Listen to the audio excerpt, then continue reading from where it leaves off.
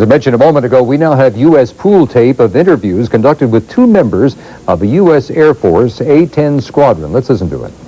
Fine.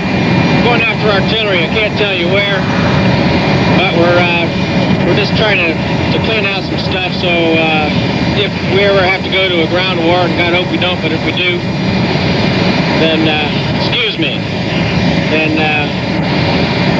it'll be a little easier for them. What are you finding up there when you get there? Tell us what it's like. Well, you got to look down. You got to be able to see, you know, what's on the ground. It's pretty tough because we operate out of altitudes that we don't normally do when there's a higher threat. We're going to IC2. We operate at a high altitude. You look down and you see what you can see. Some of the reductants have stuff in, some don't, and you just make a decision on what to hit. So you're kind of freelancing up there. That's basically it. We have targets that we're supposed to go hit.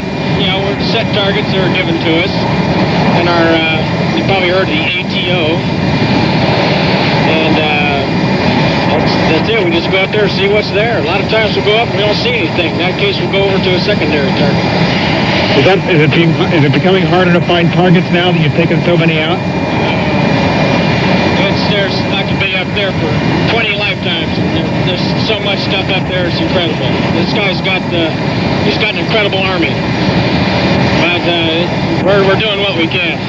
We're kicking his ass pretty good, I think.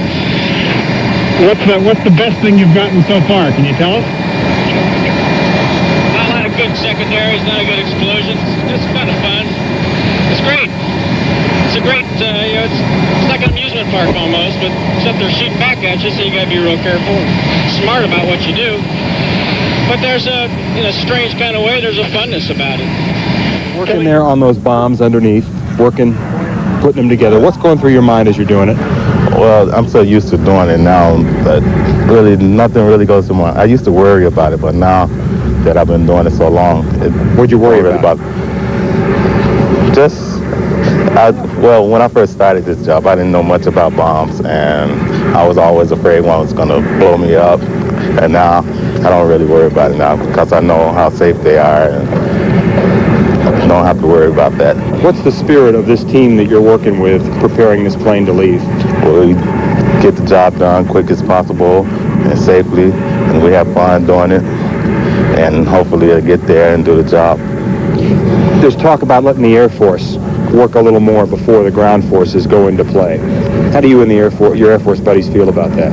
I think that's a good job. It's better to save as many ground troops as possible. I don't really think we need to run right in there and get a whole lot of people killed. So you're just as happy to wait?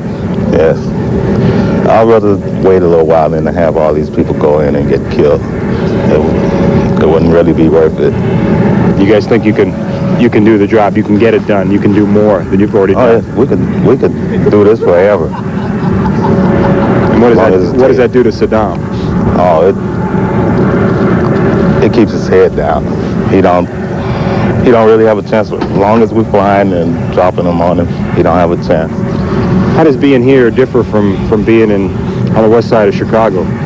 Well, this is all desert. Being out at home on the west side, you don't have a threat of being killed any minute. You don't have to worry about a bomb dropping on you. But this is desert. Nothing to look at, nothing to see. And being back home in Chicago, I would be doing something right now, like playing basketball, swimming, maybe at a bar somewhere. What you do? But nothing to do here. Oh no, we work, get up, work again. Yeah. Does the routine get wearing? Yes, it do. But how do you deal with it? Just think about my family and all the things I could do when I'm going to do when I get home, back to my family, and that pretty much keeps me going. I got a new baby too, and I'm looking forward to getting back home to see him. There's been much going on in and about the White House today. For an update on President Bush's activities, let's go to Charles Bierbauer, standing by at the White House. Charles? President Bush has indicated that the air war in the Persian Gulf will continue for a while, that he's satisfied with the way things are going. This came in a remark from the president in the Rose Garden after spending about 90 minutes with Secretary of Defense Cheney and the chairman of the Joint Chiefs, General Powell, reporting back on their trip to the Persian Gulf. Here's how the president put it. Well, let me just say that we had a very thorough briefing from Secretary Cheney and from Chairman Powell. They had a very good visit out there to the Gulf area, talking to our commanders. I'm very satisfied, having heard their briefing, with the progress in the war. The air campaign has been very, very effective, and it will continue for a while. We're not talking about dates for further adding to the air campaign, put it that way. But I would simply want to say to the American people that the war is going well. I am very pleased with the people that are running the war. They have my full confidence. We are going to take whatever time is necessary to sort out when a next stage might begin. And I will not be discussing it any further than that. And I can guarantee you that there should be no further discussion of that for a lot of reasons, including the safety of our own troops. And that comes first as far as I'm concerned. The coalition forces, their safety is paramount in my mind.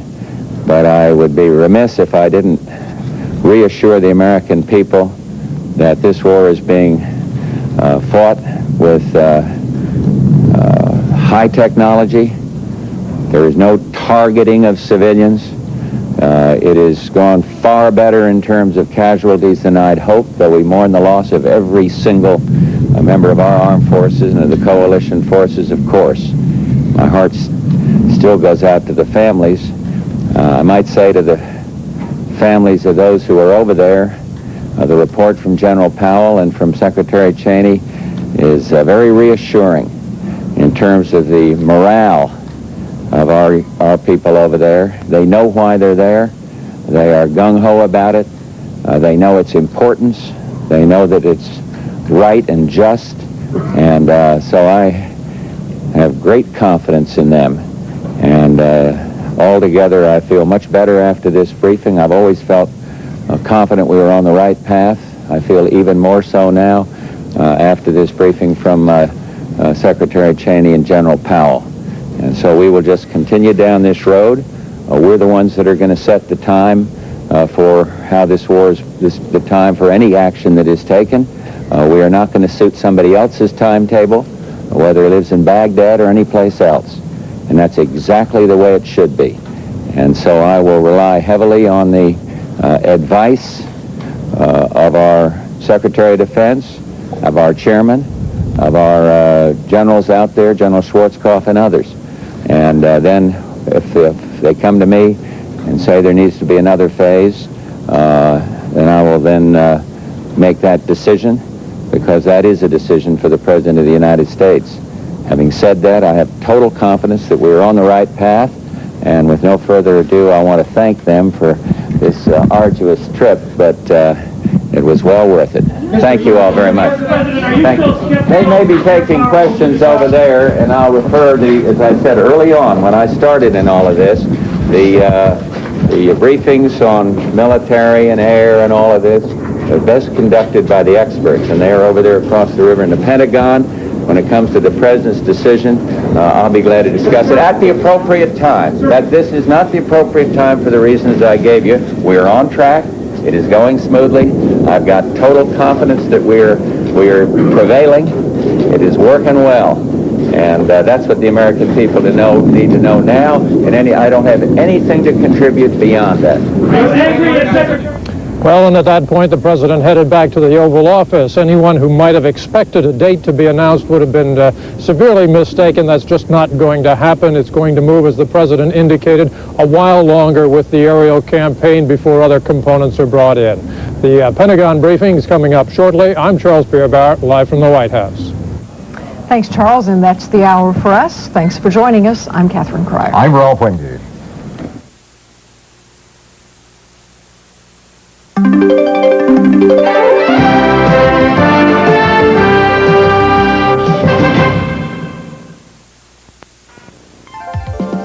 I have another great idea from QVC. It's a sandwich maker from Hamilton Beach, and it's not here.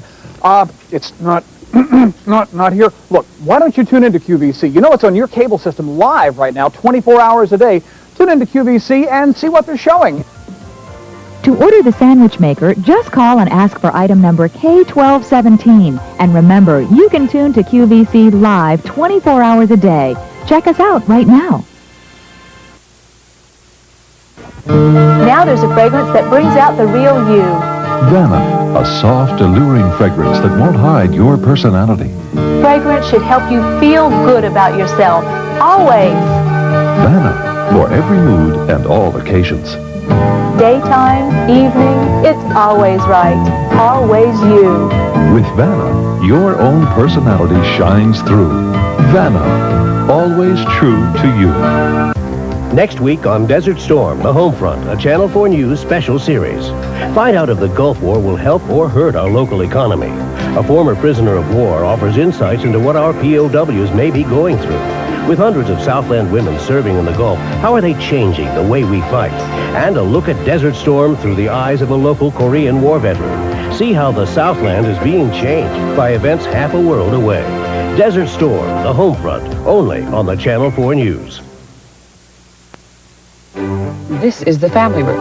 Every house needs one. Has plenty of comfortable places to hang out, listen to music, take a nap. It's the Ford Aerostar. It's built for trips to the Grand Canyon or to the supermarket. This part's easy. And it runs and runs because it's a Ford. If you need more room for your family, don't build onto your house. Add an Aerostar.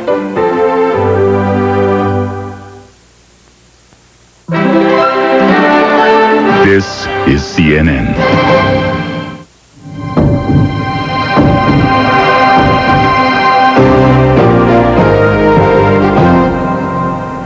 I'm Cheryl Atkinson. We are awaiting the Pentagon briefing to begin. As you probably know, the chairman of the Joint Chiefs of Staff and the Defense Secretary, upon their return from Saudi Arabia, briefed President Bush this morning, and President Bush, after that meeting, said that he is very pleased with their assessment of the way the air war has been going and indicated that perhaps this air war will continue.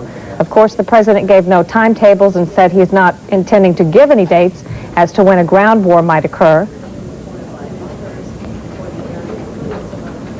We will perhaps hear the latest from the Pentagon spokesman Pete Williams introducing General Tom Kelly. Let's bring in CNN's Wolf Blitzer. Wolf? Wolf, this is Cheryl in Atlanta. Yes, Cheryl, I hear you. We're still waiting here for Pete Williams to come in with Lieutenant General Tom Kelly and Captain David Harrington. I guess they've been delayed a few moments. I'm sure they were waiting to hear what the president said in his remarks at the White House a few moments ago. We expect to get a complete update on the latest statistics, how many sorties, how many downed planes, how many missing troops, all that kind of thing. But as far as hard news, as far as a date for a ground war or any of that kind of indication, I would be very surprised. In fact, Pete Williams is walking in right now, so he's not walking in right now. He's waiting for us. Did you hear the president's remarks when he came out of the meeting, sounding very optimistic? Yes, Cheryl, but here's Pete Williams. Let's listen. Well, thank you very much, Wolf.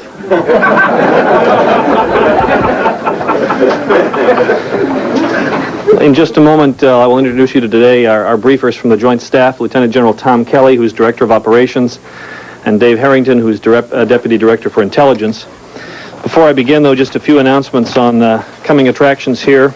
Tomorrow at noon here in the Pentagon briefing studio, Ambassador Henry Cooper, who is Director of the Strategic Defense Initiative Organization here in the Department of Defense, will have a briefing for you on SDI's Global Protection Against Limited Strikes, or what's known around here as GPAL's program, and he will go through it for you and kind of walk you through the plans we have for SDI in the coming budget debates up on Capitol Hill. At 4:30, in about 25 minutes from now, Secretary Cheney will meet with Israel's Defense Minister Moshe Aarons here in the Pentagon. As you may know, the minister was over at the White House earlier today, and he will also be coming over here to the Pentagon. This meeting is one of a series of meetings that we've held with Israeli officials over the last couple of months. It's part of a larger process of consultation with Israel that's been going on in context of our security commitment to Israel.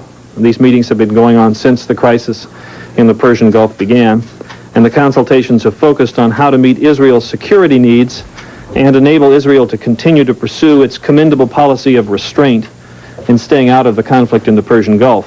One of Saddam Hussein's apparent goals has been to try to suck Israel into the conflict, and working together we frustrated those aims, and we hope that will continue to be the case.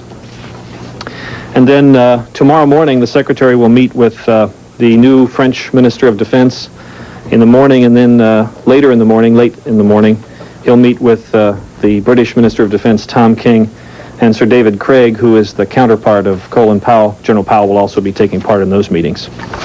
Finally, I talked to the Secretary just before coming in here, and he said that his only comment that he has after the meeting with the President is just to note that, as the President said, the Secretary and the Chairman reported on their trip over the weekend to the Persian Gulf.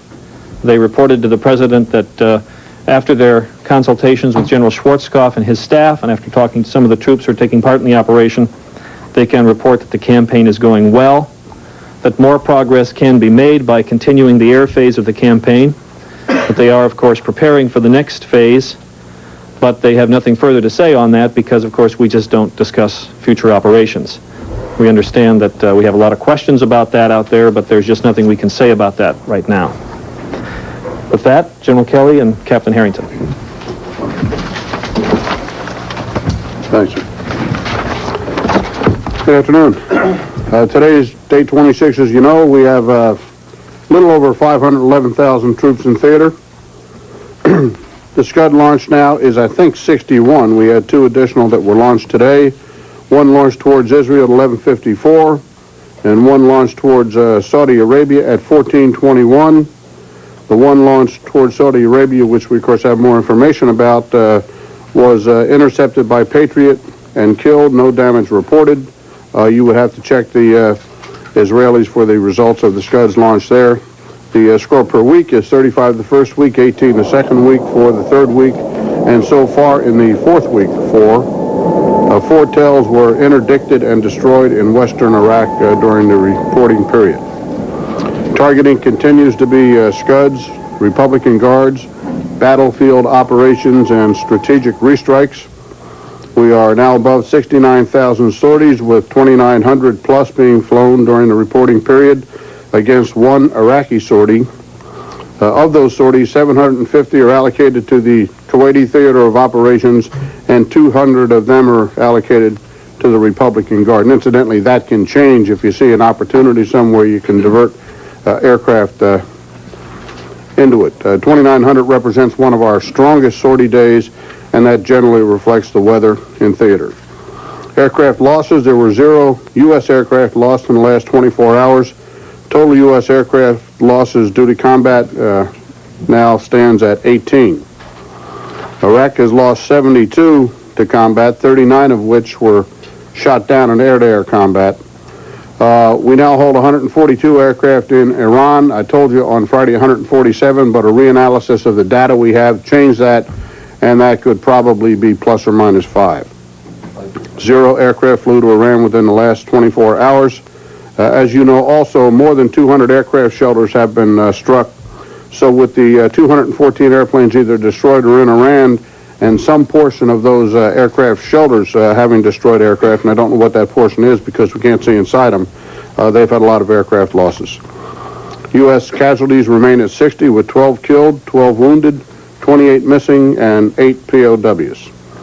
Enemy POWs are in the 1,000 range, 42 of whom are in U.S. hands, and 42 POWs were picked up by, EPWs were picked up by the U.S. in the last 24 hours, some of them line crossers. In terms of ground activity, there has been no significant ground activity over the past 24 hours. Dave and I would be happy now to take questions. Yes, sir. Kelly, there's a report that biological and chemical warheads, or whatever you call them, are being placed in mines waiting for some type of impending ground campaign. If this is the case, well, just how would the Pentagon deal with a type of situation on dealing with this chemical or biological threat within a mine in an upcoming ground campaign? Well, if if we had factual information and believed they were in a mine, we could always try to seal the entrance or exits to the mine. And I think you've seen in some of the gun camera footage that we have weapons accurate enough to do that. I don't know that we know anything about those weapons being stored in mines, so that just remains an unconfirmed report. Yes, sir. Presumably this decision that the President announced and the Secretary talked about, that more progress can be made by continuing the air phase of the campaign, reflects the best intelligence available on the amount of damage that's been done in the Kuwaiti theater of operations. Would you give us the best information you can on that? Yeah. Degrading the ability to fight of the Iraqi army. As the President indicated, the campaign is going according to schedule. We feel confident that we're achieving results. We have not passed, I think, what's been referred to as a point of diminishing returns in the air campaign. I think the last report that was publicized was 750 tanks were destroyed, 600 armored vehicles were destroyed, and about 650 artillery pieces. That certainly isn't the lion's share of what they have there. Those numbers are higher now, but I don't have exactly what they are. The way they have many of their tanks and artillery pieces and armored vehicles in place is one bomb per vehicle, because they have them revetted. In some cases, they have them dug in. The more that kind of force can be attrited by air before we send in foot soldiers and tankers and artillerymen, the fewer casualties we're going to take. And so, astonishingly enough, I agree completely with what the President said. That but you've stressed almost every time you come down here that this is more art than it is science, and that there are a lot of intangibles here, not just counting tanks destroyed. Give us your assessment of these intangibles and the willingness, the ability of the Iraqi army to fight. I can try to set the stage. I can't make the estimate because that's what General Schwarzkopf gets paid for. He's a commander in the field. But in addition, and I personally believe a lot more, for example, than 750 tanks have been damaged, but we're only calling those that we feel fairly sure of.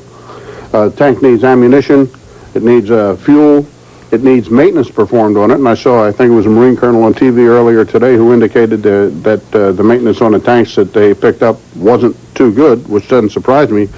If you keep them in holes, they're going to deteriorate. A tank, in my experience, will deteriorate a lot quicker sitting still than it will being operated.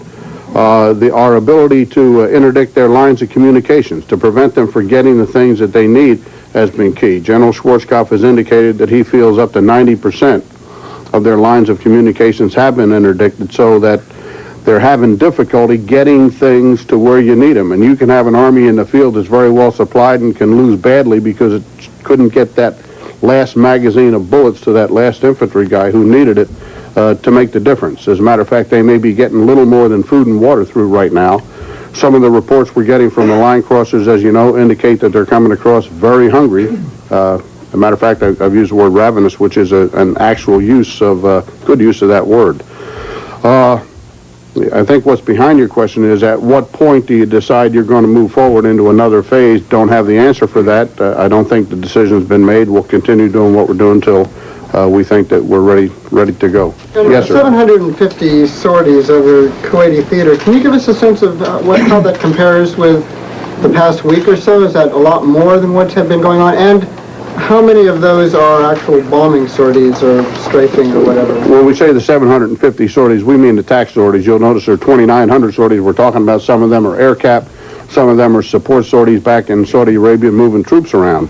That compares pretty favorably because we've had good weather over the past 24 hours, and I believe we have good weather today. But the 2,500 to 3,000 range is what we have been in, and I think the greatest determinant as to how many sorties have been going over has been the weather. We are putting every sortie we can reasonably into the Kuwaiti theater of operations to try to continue to draw down their capability to fight. There are also other sorties that are on standby so that if something lucrative develops, we can go and take it out. General? Yes, ma'am. They're saying that there are plenty of targets left to hit. Are these revisiting targets that you passed over before, or are you deciding to take the bombing to new targets? Fall into a couple of categories. There are a number of strategic restrikes. and we're going back to hit them again. Factories where a lot of it has been destroyed, factories that produce war material. But there are a couple of key buildings there that we want to get back at. We know that they have developed workarounds for communication, so that while their communications have been degraded, they still have the capability in some cases to communicate. We want to go back and try to take those things out. Airfields, you knock an airfield out, they can put it back into service by filling up the hole. So they're the restrike ones. The sorties that are going into the Kuwaiti Theater of Operations are generally going into the same general area but striking new targets in that area or targets that haven't been struck before. An airplane may carry anywhere between 2 and 15 or 20 bombs. That's with a perfect bombing record, that's between 2 and 15 or 20 tanks or armored personnel carriers or artillery pieces. So it takes a lot of revisiting to begin to get those numbers significantly down. We're making good progress. Yes, yes. The Secretary of Defense said on his way back that he believes, and he said this on several occasions, that the number of Iraqi troops has diminished, that Iraq no longer has the fourth largest army. However, he was unable to quantify that. Can you quantify for us that figure? No, I can't. We can quantify what's coming south across the border. And incidentally, in coming south across the border, those soldiers are demonstrating a towering frustration level because they got to come through their own minefields to get there. The hardest thing about giving yourself up to the Saudi Arabians is getting to Saudi Arabia because of the minefields, because of the barbed wire, because of the trenches filled with oil, because of the alleged squads that are moving around in the rear area looking for people who desert. We also intuitively feel and have heard rumors that there are people defecting from their units and going other places, but we can't quantify that, and we don't know for sure what the numbers are. It could be significant, and we continue to watch it as closely as we can, but we don't have any firm numbers. I might add one point if I could on that. A way to quantify that is to look at his naval and his air capability, which is factored into that equation of it being the fourth largest military fighting force. As you all know, the air side of that equation could be down to half of what he started with, and the Navy side is just non-existent at this point. So if you want to put that in balance in terms of what kind of fighting force he has relative to other countries, it's no longer the fourth fighting power. My understanding is that the Navy component at its height only proposed maybe 40 to 50,000 troops. So yeah, the Navy component was not a big deal, but he had spent tens of billions of dollars on that Air Force, and it represented, on paper, a significant amount of his combat power. Once you took it off paper and put it into the field, it represented almost no combat power. So that's a lot of money that the people of Iraq could have used for something else that they wasted on an Air Force. Yes, sir. Yes, General, you said that you've now confirmed 200 hardened aircraft shelters have been destroyed. A, do you know how many planes were in each one of those shelters? And if you do, what is the estimate of how many planes were destroyed in those aircraft shelters? And B, how many more aircraft shelters are there? B, first, we feel we've got about a third of them. A, it's difficult to tell what was in that shelter unless when the door blasts off the front you see a wing fly out, then you can feel pretty sure there was an airplane in there, unless they were storing wings. But it's awfully difficult to tell what was in the shelter, and that's why we're not using specific numbers associated with that. Yes, sir. General, you mentioned that pilots were now being able to attack targets as they saw them. Is that a change in the rules of engagement? Are you now being able to strike targets of opportunity in Kuwaiti theater? And does that ability to strike targets of opportunity extend to Iraq and strategic targets? No, everybody that goes out has a target. Now, a target for an A-10 operating in a box is different from an F-117 that's going up to strike a biological or nuclear or chemical facility. The pilot will be sent out in the case of the Kuwaiti Theater of Operations and told to operate in a certain area where we suspect or where we feel sure that the enemy's located. He'll go to that box and he'll attempt to take out the kind of targets that he's been directed to take out. And incidentally, it's a very highly orchestrated type thing with airplanes coming in at different altitudes at different times so that the troops on the ground get the feeling of constant bombardment. But they're going after specific targets, and a pilot wouldn't be out there just looking for anything that moved because we're very carefully trying to minimize any collateral damage, and that's our way of saying civilian casualties. Not much collateral damage you're going to do to Iraqi troops operating in the desert. I mean, how much If he latitude do pilots sees, have? yeah, if he sees enemy combat vehicles, he can get permission very quickly to go ahead and attack them. He's not even going to have to get off his glide path, in my view, to do that. I see some tanks. They're Iraqi tanks because that's the only kind of tanks that are up there. You get a chance to take some tanks out and do it. General, do you have any information as to the rank of the Iraqi Air Force pilots who have been flying the planes gone to Iraq? Don't know what their rank is. We have indications, and Dave can add to it, that some of the most inexperienced pilots are flying those airplanes from Iraq to Iran. They're making a high-speed dash at very low altitudes, one of the reasons that they're hard to pick up. And a number of the airplanes, don't know what the number is, have crashed once they got into Iran. And so the sum of all that is that the elements of the Iraqi Air Force that are in Iran are probably not very capable, probably not very well maintained, and they are probably husbanding experienced pilots back in Iraq. Dave, do you want to add to that? Oh, sure, I can add a great deal to that. We have no information as to what kind of rank structure has been on the pilots that have flown out. We'd be interested in knowing that if you can help us out. General. Let's go over here. Yes, sir. General, two questions. One, this comment you made about how you personally feel more tanks have been taken out, I gather stems from the conservatism of the bomb damage assessors who are only counting what they're sure of. Can you give us a rough order of magnitude of what, even though it's not being scored as being destroyed, could it be double the 750 in your view? Is it 50% more? I mean, just very, very rough in terms of what you think might not be operable beyond that. That would be a totally undisciplined estimate because I don't have anything to base it on. I'm not looking at the pilot reports. I'm not seeing the gun camera film, or at least not very much of it. But my opinion is anywhere from 25 to 50 to 100% is certainly possible, and they'll continue to try to make those judgments in theater. And, you know, I said 25 to 50 to 100. I don't have any idea which of those three numbers are the correct ones. And could I ask just a second on the question of how much smaller their military force is in terms of personnel? There is a report out of Egypt which says that the Iraqis have told several countries friendly to them that they feel they've lost 15,000 troops at least. Do we have any idea of whether that could be a reasonable ballpark? I know it's tough to determine the collateral damage civilian casualties, but maybe you have some idea on the troop casualties. It's hard to see the men on the ground, even with our intelligence gathering means. And then when you see men on the ground, it's hard to tell what they're doing, what their intent is. If they're walking north, maybe they're walking up to get another box of ammunition. Again, it's my perception they've had significant decreases in their manpower, but I can't quantify what they are. Yes, sir. Can you talk about the impact of the weather on the timing of the ground war? With the sandstorms coming, how's that going to affect things like our close air support, which is one of our advantages?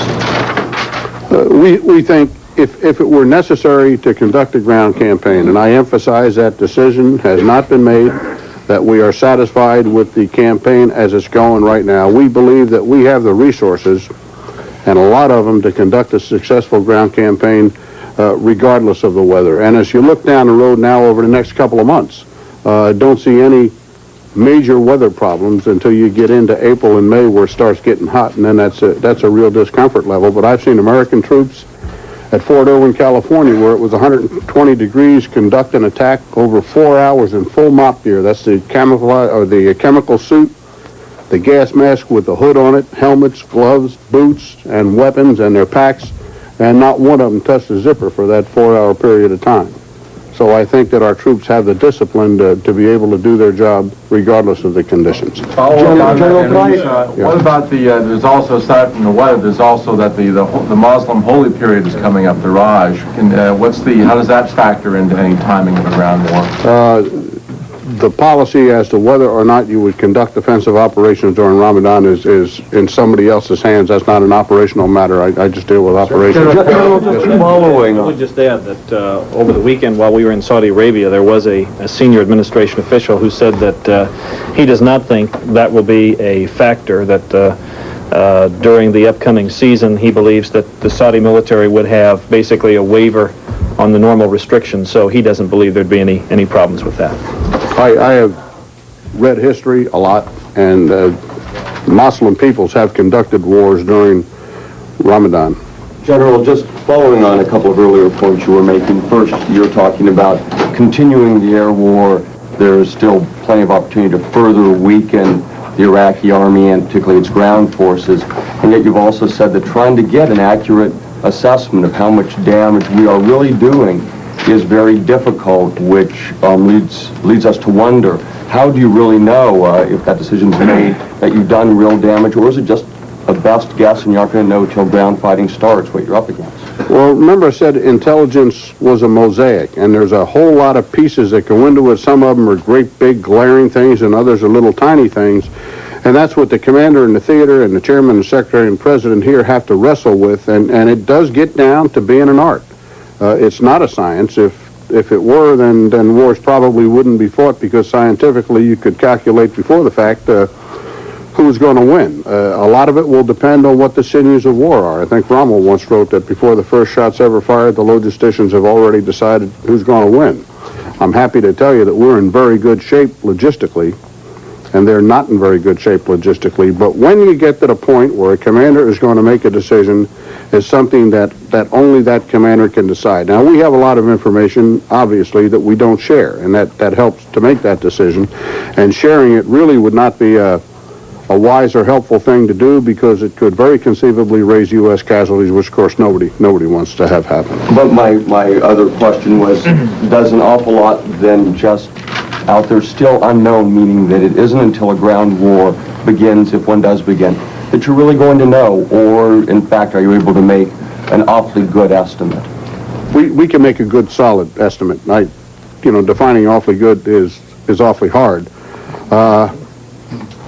There is always going to be a gray area. No commander who has ever fought a battle was completely sure on the eve of that battle. That's the loneliest time on earth when you're a commander and you're about to go. But we will be in a position to make a very valid estimate and make very, in my view, solid recommendations to the National Command Authority, the President and the Secretary, if it's decided that time has come. Right now, we got plenty of targets, we got plenty of airplanes, we have sufficient munitions to drop from those airplanes, so it seems to me that the wise thing to do would be to keep on doing what we're doing and continue to attrit the enemy. As a tanker, I can tell you, if I was sitting in one of those tanks up on that border, I would be saying to myself, well, I think 100% is reasonable. We're not going to get that, obviously, but let's make it as easy on that foot soldier as we possibly can before we go. Yes, sir. Is there any evidence of any members of the Supreme Assembly or any Kurds or